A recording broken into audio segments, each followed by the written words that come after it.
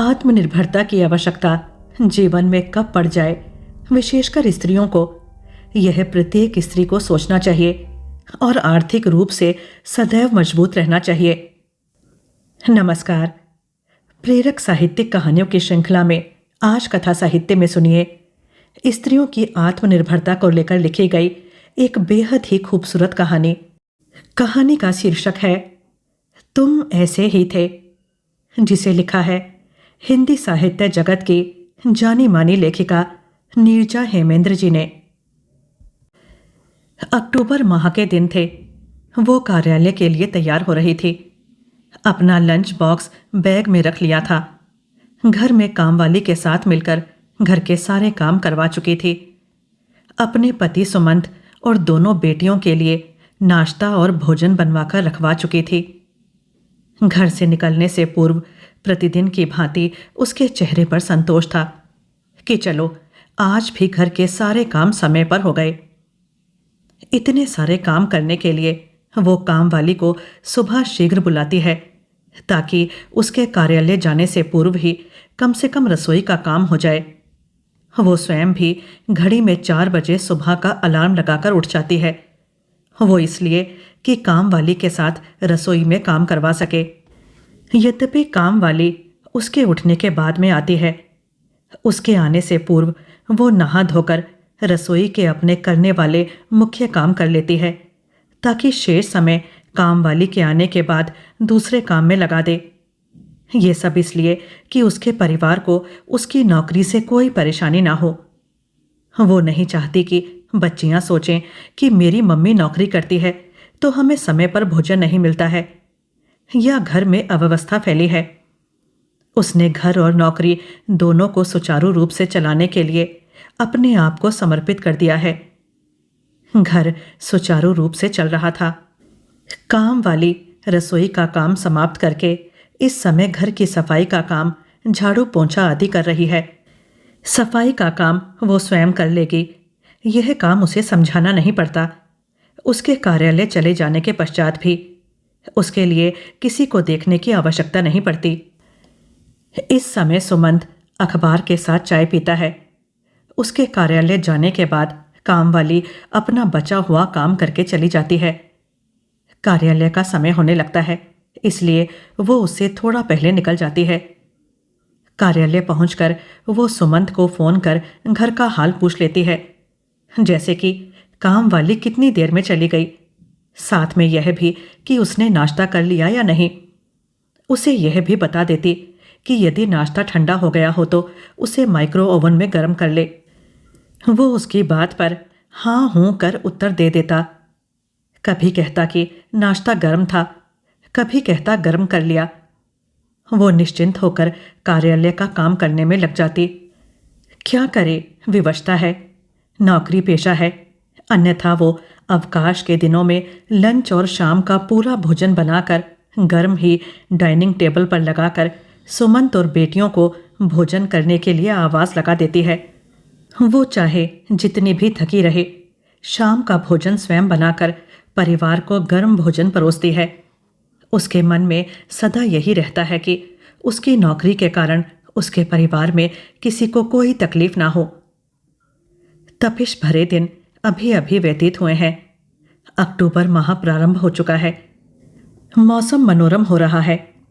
पर्वों के आने की सुगंध हवाओं में घुल गई है। कार्यालय के लिए वो ऑटो में बैठी तो उसे अच्छा लग रहा था। वो सोच रही थी कि 2 सप्ताह के पश्चात पर्वों के दिन प्रारंभ हो जाएंगे। मुख्य पर्व दीपावली है तथा साथ में अन्य कई छोटे पर्व। वो सोच रही है कि किसी अवकाश के दिन सुमंत के साथ बाजार जाकर पर्वों में काम आने वाली घर की आवश्यकता की चीजें ले आएगी। घर गृहस्थी के बारे में ही सोचती हुई कार्यालय गई। दिन भर कार्यालय के काम में लगी रही।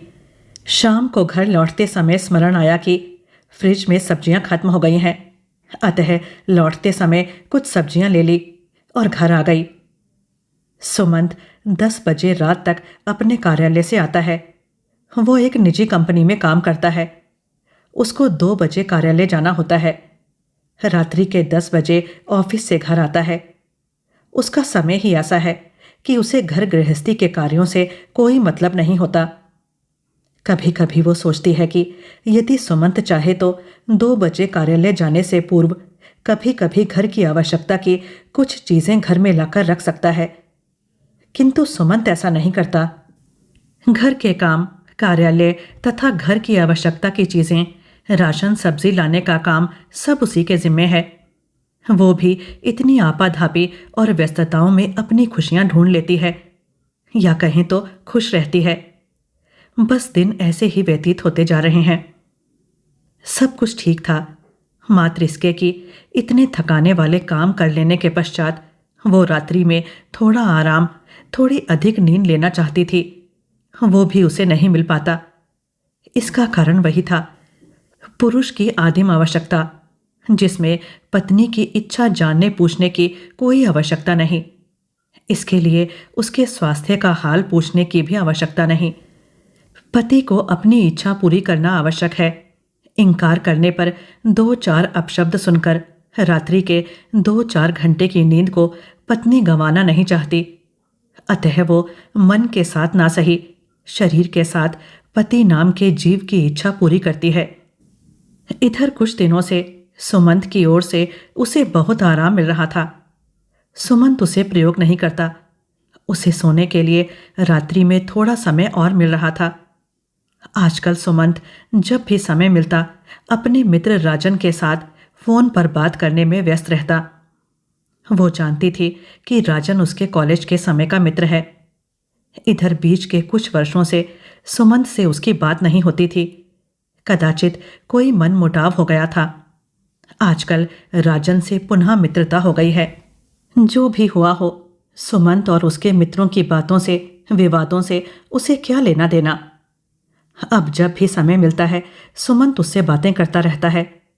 कभी कभी बातें करते हुए दूसरे कमरे में जाकर धीमे स्वर में बातें करता है, जिसे वो सुन नहीं पाती। वो सुनने में रुचि भी नहीं रखती। होगा, कर रहे होंगे कोई बात। युवा दिनों के मित्र हैं, अपने मन की, अपने जीवन की बातें साझा कर रहे होंगे। ये अच्छी बात है। ये सोचकर वो अपने काम में लग जाती। लगभग 6 माह हो गए। जीवन की दिनचर्या लगभग इसी प्रकार चल रही थी। वो इस बात पर प्रसन्न थी कि आजकल सुमंत रात सोने से पूर्व उसे अधिक परेशान नहीं करता। कदाचित कार्यालय में काम अधिक रहने के कारण वो थका रहता होगा, अतः बेड पर एक किनारे की ओर मुंह घुमाकर सो जाता है। उस दिन सुमंत स्नान कर रहा था। अधिकांशतः वो कुछ विलंब से स्नान करता है, क्योंकि उसे देर से कार्यालय जाना होता है। उस दिन वो कुछ शीघ्र स्नान कर रहा था। उसी समय उसके मित्र राजन का फोन आ गया। उसको हेलो बोलने से पूर्व ही उसका मित्र राजन बोल पड़ा, सुमंत, पत्नी से ऑफिस का बहाना बनाकर शीघ्र आ जाओ, शालिनी वेट कर रही है। अच्छा, मैं रख रहा हूं, बस आ जाओ, कहकर राजन ने फोन रख दिया। राजन हड़बड़ी में समझ नहीं पाया कि फोन सुमंत ने नहीं बल्कि उसने उठाया है। राजन की बात सुनकर वो धक से रह गई। तरह तरह के विचार उसके मन में आने लगे थे।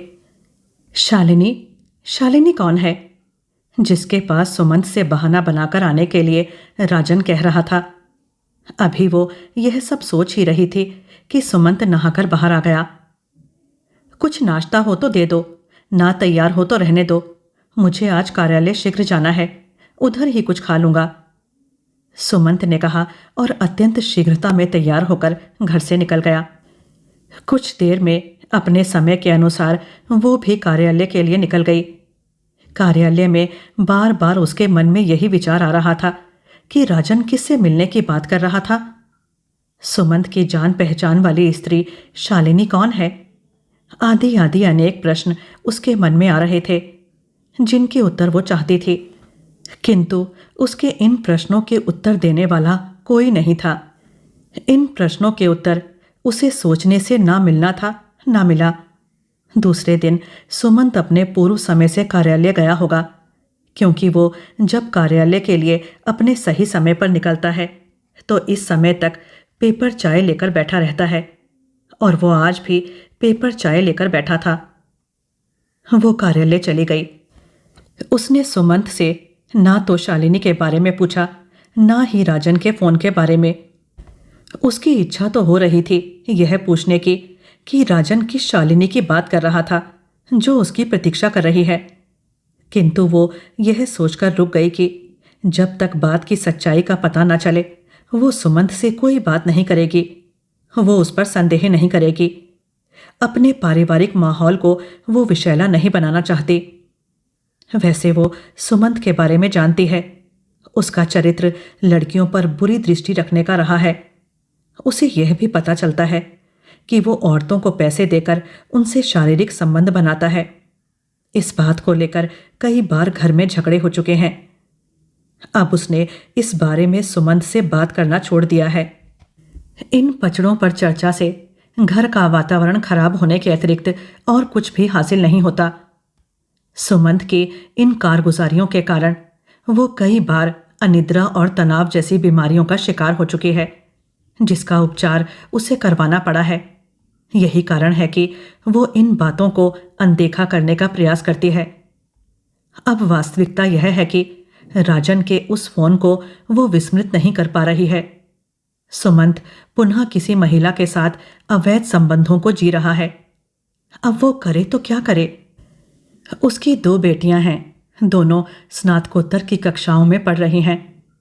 पिता के साथ किसी महिला के अवैध संबंधों को लेकर घर में माँ पिता में झगड़े हों तो बेटियों पर कितना प्रतिकूल प्रभाव पड़ता होगा, यह सोचकर वो चुप रहना चाहती है, किंतु मन व्याकुल रहता है। इस बात को 4-5 दिन हो गए थे कि एक दिन सुमंत के फोन पर राजन का फोन आया। उस समय सुमंत ब्रश कर रहा था। फोन वहीं स्टूल पर रखा था। जैसे ही वो फोन उठाने के लिए लपकी कि सुमंत चिल्ला पड़ा, हमारा फोन मत उठाना। वो चौंक कर 2 पग पीछे हट गई। अपना फोन लेकर सुमंत दूसरे कमरे में चला गया और धीमे स्वर में राजन से बातें करने लगा। तुम तो ब्रश करते से फोन लेकर दूसरे कमरे में चले गए हो, ऐसी क्या बात थी कि मेरे सामने नहीं कर सकते? मुझे फोन उठाने को मना कर दिया। उससे नहीं रहा गया और उसने सुमंत से कहा, तुम मेरे प्रत्येक काम में हस्तक्षेप ना करो। अब मुझे तुमसे कहीं पूछकर जाना होगा। मैं क्या तुम्हारी इच्छा से सांस लूंगा? सुमंत ने उसकी ओर देखे बिना कहा, तुम बेशक सब कुछ करने के लिए स्वतंत्र हो, किंतु तुम्हारी पत्नी होने के कारण मुझे बता दोगे तो क्या कुछ गलत हो जाएगा? उसने कहा, ये बार बार पत्नी कहकर मुझे दबाया ना करो। ऐसे प्रत्येक बात में रोड़े लगाओगी तो मैं आज से ही तुम्हें पत्नी नहीं मानता। आज से तुम मेरी पत्नी नहीं हो। इतनी जरा सी बात पर सुमंत के मुंह से इतनी बड़ी बात सुनकर वो स्तब्ध हो गई। ऐसा प्रतीत हुआ कि हृदय के भीतर कुछ टूटा और पूरा शरीर थरथराकर कांपने लगा। किसी प्रकार घर के काम खत्म कर आंखों में अश्रु भरकर वो कार्यालय के लिए निकल गई। कार्यालय पहुंचकर घर का हाल पूछने के लिए काम वाली को फोन किया तो वो रास्ते में थी। काम पूरा हो गया था क्या? उसने काम वाली से पूछा। हाँ दीदी, सारा काम हो गया था। भैया ने कहा कि किसी काम से उन्हें शीघ्र जाना है। बीच के हॉल में आज पोंछा ना लगाओ, काम जल्दी समेटो। मैंने फटाफट काम कर लिया, अब घर पहुंचने वाली हूं, काम वाली ने कहा। अच्छा, ठीक किया, अब घर पहुंचो, आराम करो, कहकर उसने फोन रख दिया। फोन रखकर वो सोचने लगी कि सुमंत को कहाँ जाने की शीघ्रता थी कि उसने आधे घर की सफाई करवाई। उसकी इच्छा यह भी हो रही थी कि फोन कर उसका हाल पूछ ले, जैसा कि वो प्रतिदिन करती आई है। जबकि सुमंत ने कहा है कि आज से तुम मेरी पत्नी नहीं हो, तुम मर चुकी हो मेरे लिए। तो हो सकता है कि ऐसा गुस्से में कहा हो। परिवार में झगड़े होते रहते हैं, मैं ही फोन कर लेती हूं। और उसने सुमंत को फोन मिला दिया। सुमंत के फोन की घंटी बजने लगी। सुमंत ने फोन नहीं उठाया। 2 बार 3 बार उसने फोन मिलाया, घंटी बजती रही, किंतु फोन नहीं उठा। उसके नेत्र पुनः अश्रुओं से भीग गए। उसने अश्रुओं को पोंछा और कार्यालय के काम में लग गई। रह रहकर उसे यही ध्यान आ रहा था कि फोन कर उसका हाल पूछना तो दूर, सुमंत ने अब उसका फोन तक नहीं उठाया। दिन भर वो अत्यंत व्यथित रही। सुमंत से रिश्ते सुधारने के उपाय के बारे में सोचती रही। सुमंत और उसमें दूरियां बढ़ती जा रही हैं। बच्चियों की शिक्षा पूरी होने वाली है। उनकी नौकरी, ब्याह आदि के बारे में सोचना, बच्चियों के भविष्य की चिंता करनी चाहिए। तो ऐसे समय पर सुमंत यदि गलत रास्ते पर चल पड़ा है तो उसे समझदारी से काम लेना होगा। वो आज शाम को कार्यालय से घर जाएगी तो सामान्य ढंग से उत्तेजित हुए बिना सुमंत से बात करेगी। यह कहेगी कि वो राजन के फोन से भ्रमित हो गई थी। कोई बात नहीं, शालिनी जब कोई है ही नहीं तो बात खत्म। उसे भ्रम हो गया था, कोई बात नहीं। अब घर में सब कुछ ठीक रहेगा। आधी आधी बातें करके घर का वातावरण सामान्य करेगी। सुमंत को भी मना लेगी। यही सोचती हुई वो घर आई और सुमंत की प्रतीक्षा करती हुई घर के काम समाप्त करने लगी। आओ सुमंत, तुम फ्रेश हो जाओ, तब तक मैं चाय तैयार करती हूँ। सुमंत आया तो दरवाज़ा खोलते हुए उसने सुमंत से कहा। सुमंत उससे कुछ भी बोले बिना, उसकी ओर देखे बिना भीतर चला गया। वो सुमंत की ओर देखती हुई रसोई में चली गई। चाय बनाते बनाते वो सोचती रही कि सुमंत मेरी बात के प्रत्युत्तर में कुछ बोल भी सकता था, जैसे कि ठीक है तुम चाय बनाओ, या ऐसा ही कुछ। किंतु वो तो मुंह फेर कर चला गया। घर में ऐसे संवादहीनता के साथ रहा जा सकता है क्या? चलो कोई बात नहीं, वो अपनी शालीनता, अपना कर्तव्य और सहनशीलता नहीं छोड़ेगी। बेटियों के भविष्य पर कोई दुष्प्रभाव ना पड़े, इस बात को वो प्रत्येक क्षण स्मरण रखेगी। मुस्कुराते हुए मेज पर चाय और स्नैक्स रखकर सुमंत से चाय के लिए कह दिया। सुमंत कमरे से आया, चाय पी, स्नैक्स खाया और उठकर बेडरूम में चला गया। उसने यह भी नहीं पूछा कि तुमने चाय पी ली है या नहीं, जैसा कि कुछ महीने पहले तक पूछ लिया करता था। कोई बात नहीं, वो अपनी चाय रसोई से लेकर आई और अकेले ही मेज पर बैठकर पी ली। सुमंत थोड़ा नाराज है और कोई बात नहीं, आज नहीं तो कल मान ही जाएगा। अपनों से उसकी नाराजगी कितनी देर तक रहेगी, यह सोचकर वो काम में लग गई। बेटियों की पढ़ाई लिखाई, परीक्षा इत्यादि की जानकारी ली। उन्हें मन लगाकर पढ़ने और परिश्रम करने के लिए कहा। साथ में यह भी कि वो परिश्रम करेंगी तो मनचाही सफलता अवश्य मिलेगी। घर के सारे काम समाप्त कर, बच्चियों को मोटिवेट कर, संतुष्टि के साथ वो बेडरूम में चली गई। सुमंत भोजन कर पहले से ही लेटा था। उसने देखा कि सुमंत उसकी ओर पीट कर दूसरी ओर मुंह घुमाकर सो रहा था। वो भी चुपचाप अपने स्थान पर सो गई। दिन व्यतीत होते जा रहे थे।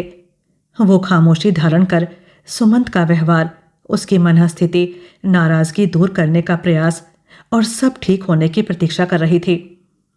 किंतु वो अकेले कब तक ऐसा कर पाती? लगभग 2 सप्ताह के पश्चात राजन का फोन आया और गलती से उसने उठा लिया। उस समय सुमंत लैट्रिन में था। वो जानती थी कि सुमंत लैट्रिन में कुछ अधिक समय लेता है। राजन, आज तुम्हें बताना पड़ेगा मुझे कि शालिनी कौन है। सुमंत से क्या चक्कर है, मुझे बताओ और विश्वास रखो ये बात सुमंत को नहीं पता चलेगी। प्लीज सारी बात बताओ मुझे। मेरी बातों का प्रभाव पड़ा और राजन ने उसे जो बताया उसे सुनकर उसके पैरों के नीचे से जमीन खिसक गई। शालिनी से सुमंत की मित्रता 2 वर्ष से चल रही है। शालिनी तलाकशुदा है। उसका 4 वर्ष का एक बेटा है। वो अपने माता पिता से भी अलग होकर किराए के फ्लैट में रहती है। वो सुमंत को अपने पास बुलाती है। वो जानती है कि सुमंत विवाहित है तथा विवाह योग्य 2 बेटियां हैं उसकी। फिर भी इन दोनों को ना जाने क्या हो गया है। शालिनी बार बार उस पर तलाक लेने का दबाव बना रही है। शालिनी मेरे साथ काम करती है। अपना मैसेज मेरे फ़ोन से मुझसे करवाती है ताकि आपको पता ना चले। इसमें मेरा कोई हाथ नहीं है भाभी, मुझे माफ़ कीजिएगा, कहकर राजन ने फ़ोन रख दिया। राजन की बात सुनकर वो टूट कर बिखर गई थी। अपने कमरे में जाकर फूट फूट कर रोने लगी। बिलक बिलक कर रोते रोते जमीन पर लेट गई और रोती रही। कुछ देर पश्चात बाथरूम से सुमंत के बाहर आने की आवाज आई। वो नहा धो चुका था और कमरे की ओर आ रहा था। वो उठ गई, अपने अश्रु पोंछे और सीधे बाहर निकल गई। सुमंत ने उसकी ओर देखना छोड़ दिया था, अतः उसे कहाँ पता चला होगा कि उसकी पत्नी के ऊपर कैसा तूफान आया है, और उस तूफान ने अपने चिन्ह उसके चेहरे पर ही नहीं, उसके जीवन पर भी छोड़ दिया है। शीघ्रता से तैयार होकर सुमंत ने नाश्ता किया और उससे कुछ कहे बिना निकल गया। दोनों बेटियां कॉलेज जाने के लिए तैयार हो रही थीं। माता पिता के बीच क्या चल रहा है, इस बात की उन्हें खबर तक नहीं थी। युवावस्था की ऊर्जावान खुशी और आत्मनिर्भरतापूर्ण भविष्य बनाने की तैयारी में लगी बेटियों को वो अपनी समस्या बताकर अपने लक्ष्य में व्यवधान नहीं डालना चाहती थी। वो नहीं चाहती थी कि बेटियां अपने लिए सोचना छोड़कर माता पिता के लिए चिंतित रहें, वो भी उन पिता के लिए जो अपनी आधी से अधिक उम्र जी चुके हैं। अब ढलती उम्र में वे इश्कबाजी टाइप की लत लगाए बैठे हैं। उन्हें ना घर की फिक्र है ना बच्चों की। सुमंत पत्नी के बारे में तो सोचे ना सोचे, इस घर के लिए, बेटियों के लिए तो सोचना चाहिए उसे। अब वो करे तो क्या करे? इस उम्र में तलाक? सुमंत उसे तलाक देगा? अकेली वो क्या करेगी? कठिन मानसिक आघात से वो गुजर रही थी। माँ, मैं और दीदी कॉलेज जा रहे हैं, छोटी बेटी ने बाहर के कमरे से कहा। नाश्ता कर लिया? उसने अपने कमरे से ही पूछा। जी मम्मी, बेटियों ने कहा और वे कॉलेज के लिए निकल गईं। उसने उन्हें जाते हुए देखा। कितनी खुश थीं। वे नहीं जानती कि जीवन का एक रूप यह भी होता है जो उनकी माँ देख रही है। कुछ देर अकेले रोकर उसने अपने मन को समझाया और कार्यालय के लिए निकल गई। कार्यालय के काम में मन नहीं लग रहा था। वो समझ नहीं पा रही थी कि जिंदगी इस मोड़ पर कैसे आ गई। वो समझ नहीं पा रही थी कि उससे कौन सी ऐसी गलती हो गई कि सुमंत को दूसरी महिला का सहारा लेना पड़ा। उसमें क्या कमी थी? यदि उसमें कोई कमी थी तो सुमंत उसे बता सकता था। वो उसकी पत्नी थी। पति पत्नी का रिश्ता विश्वास का होता है। सुमंत उसे बताता तो वो अपनी कमी अवश्य दूर करने का प्रयास करती। उसने सुमंत के अतिरिक्त किसी पर पुरुष के बारे में युवावस्था में नहीं सोचा। अब तो यह प्रश्न ही नहीं उठता। उसकी उम्र ढल रही है। सुमंत के बिना जीवन की कल्पना भी नहीं कर सकती। यदि सुमंत उसे छोड़कर चला गया तो इस उम्र में वो क्या करेगी? कैसे घर चलाएगी? बच्चियों को अकेले कैसे संभालेगी? सबसे बड़ी समस्या यह है कि बेटियों के मन पर, उनके जीवन पर पिता के इस कदम का क्या प्रभाव पड़ेगा। सुमंत तलाक लेकर इस औरत के साथ रहने की सोच रहा है तो जैसा कि राजन बता रहा था, तो उसकी कमाई पर भी उस औरत का अधिकार हो जाएगा। ओह, ये क्या सोचने लगी वो ऐसा कुछ नहीं होने देगी। सुमंत से बात कर समस्या का समाधान निकालेगी। सुमंत घर परिवार, विशेषकर अपनी बेटियों के लिए अवश्य सोचेगा। दिन भर ऊहापोह की स्थिति में कार्यालय में काम करती रही। शाम को लौटते समय घर की आवश्यकता की कुछ वस्तुएं लेते हुए घर आई। बेटियां घर में थीं। उन सब के चेहरे पर उदासी पसरी थी। वो समझ नहीं पा रही थी कि प्रतिदिन खुश रहने वाली बेटियां आज ऐसे क्यों दिख रही हैं। मम्मी, पापा आज दोपहर को घर आए थे। वे अपनी कुछ चीजें लेकर चले गए। हमने उनसे बात करनी चाहिए तो वे कुछ भी नहीं बोले, बेटियों ने कहा। वो सोच में पड़ गई कि सुमंत दिन में आया था तो उसने बेटियों को भी नहीं बताया कि क्या लेकर जा रहा है। कोई अपनी आवश्यकता की वस्तु लेकर जा रहा था, तब भी बेटियों से यह भी तो बताना चाहिए कि मम्मी कार्यालय से आएंगी तो उन्हें बता देना। उसने कुछ भी नहीं बताया, बिना कुछ कहे चला गया। कोई सामान लेकर गया तो कोई बात नहीं, घर की सभी चीजें उसकी हैं। आवश्यकता की कोई भी वस्तु बिना पूछे लेकर जा सकता है। यह घर उसका है। किंतु नाराजगी जैसी स्थिति बनाकर घर में आना जाना, बच्चों को बताकर भी उसके लिए कोई मैसेज ना छोड़ना, ये सब कुछ समझ में नहीं आ रहा था। जो भी हो, शाम को सुमंत आएगा तो हो सकता है कुछ पता चले। यह सोचकर वो काम में जुट गई। शाम को क्या, वो प्रतीक्षा करती रही। सुमंत रात भर नहीं आया। फोन मिलाया, फोन की घंटी बजती रही, फोन नहीं उठा। कुछ देर पश्चात स्विच ऑफ हो गया। सुमंत की चिंता में रात भर वो जागती रही। भोर में थोड़ी देर को आंख लगी कि बेटी ने काम वाली के आ जाने की सूचना दी। 8 बज रहे थे। कुछ काम बेटी ने काम वाली को बता दिए थे। रसोई का काम हो रहा था। सुमंत अभी तक नहीं आया था।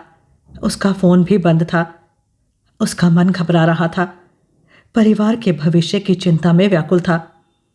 घबराहट में उसने आज के लिए अवकाश ले लिया। मम्मी, हम लोग भी कॉलेज से अवकाश ले लें क्या? बड़ी बेटी ने उससे पूछा। बेटियां भी तो जान रही थीं कि पापा आज रात भर नहीं आए हैं। नहीं बेटा, तुम लोग कॉलेज जाओ, मैं घर में हूं, उसने बेटियों से कहा। बेटियां कॉलेज चली गईं। घर का सारा काम पूरा हो चुका था। काम वाली जाने को थी कि डोरबेल बजी। काम वाली ने दरवाज़ा खोला। दीदी, साहब आए हैं, मैं अब घर जा रही हूं, कहते हुए काम वाली चली गई। सुमंत उससे कुछ भी बोले बिना बेडरूम में गया। वो बेडरूम जो अभी तक सुमंत और उसका था। अब सुमंत बेडरूम में था तो वो डाइनिंग रूम में कुर्सी पर बैठ गई। कमरे में जाकर वो अलमारी से कुछ निकाल रहा था। सामान निकालने की आवाज़ सुनकर वो भी बेडरूम में चली गई। ये कपड़े अटैची में क्यों भर रहे हो? कहीं जाना है क्या? बेडरूम में जाकर उसने देखा कि सुमंत अपने कुछ अच्छे कपड़े निकालकर अटैची में भर रहा था। मैं तुम्हारी किसी बात का उत्तर देना आवश्यक नहीं समझता। तुमसे कोई बात नहीं करना चाहता, ना कोई रिश्ता रखना चाहता। तलाक के पेपर मैं तुम्हारे पास भेज दूंगा। उसकी ओर देखे बिना सुमंत ने कहा। क्या? ऐसा मैंने क्या कर दिया? क्या कमी है मुझ में जो तुम्हें यह सब करना पड़ रहा है? उसने लगभग गिड़गिड़ाते हुए सुमंत से कहा। कहा ना मैंने कि तुम्हारी किसी बात का उत्तर देना आवश्यक नहीं समझता। तुम्हें समझ में नहीं आ रहा है? मैं तुम्हें छोड़ रहा हूं, ऊब गया हूं तुमसे, बस। सुमंत ने अपने पैसे और बैंक के कुछ कागजात भी अटैची में रखते हुए कहा। बेटियों को पता भी नहीं है और तुम घर छोड़कर जा रहे हो। बेटियां क्या तुम्हारा उत्तरदायित्व नहीं है? घबराहट में उसने सुमंत का हाथ पकड़ लिया। मैं कुछ नहीं जानता, तुम्हारी जो इच्छा हो कह देना, सुमंत ने उससे हाथ छुड़ाते हुए कहा।